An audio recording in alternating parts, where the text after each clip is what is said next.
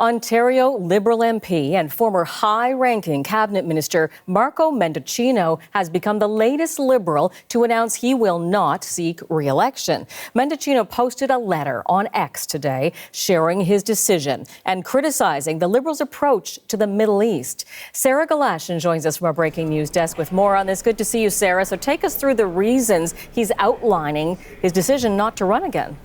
Well, Jennifer, I mean, as we've heard from other Liberal MPs who have made similar declarations, time spent with family is really the top reason that he is giving here. Mendicino does share two daughters with his wife. The family lives in Toronto, where he has represented the riding of Eglinton Lawrence since 2015.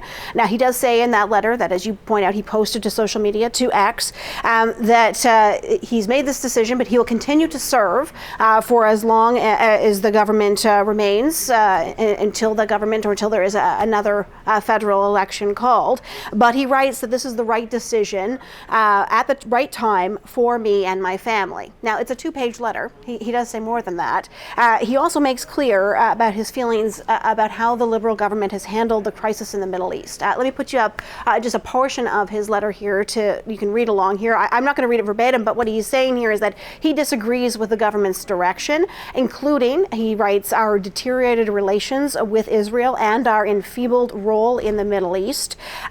He writes as well that in political parties there must be room for different views. Noting that he is often outspoken about his views in terms of how the government should be standing up to, among other things, anti-Semitism within Canada. Now, he doesn't, in this letter, suggest, Jennifer, that anyone has held it against him, the fact that he has voiced dissenting views to the government's position, but he certainly makes clear that he does not agree with the direction the Liberal government is currently going. Sarah, of course, this comes as a growing list of Liberal cabinet ministers, in fact, have said they're not running again. And Mendicino, as you alluded to, was indeed a high-profile member of the Trudeau team at one time. He was. He's a two-time cabinet minister. Before he became a cabinet minister, he was a two-time parliamentary secretary. He was first appointed parliamentary secretary in 2017. He was first elected in 2015. So in 2017, he was parliamentary secretary to Attorney General at the time, who was Jody Wilson-Raybould. In 2018, he was parliamentary secretary to the Minister of Infrastructure and Communities. It was upon being re-elected in 2019 that he made his move into cabinet. Initially, he was named Minister of Immigration, Refugees and Citizenship, and then following the successful 2021 election, which he once again won, he was appointed Minister of Public Safety. And during his time as Minister of Public Safety, that was certainly the most high-profile position that he held. He oversaw a number of controversies, starting with the use of the Emergencies Act. Then as well, there were the issues of foreign interference in Canadian elections, namely potentially Chinese interference in federal elections in Canada. Then there was, in May of 2023, if you remember, the transfer of a serial killer rapist Paul Bernardo to a lesser facility, a lesser secure facility.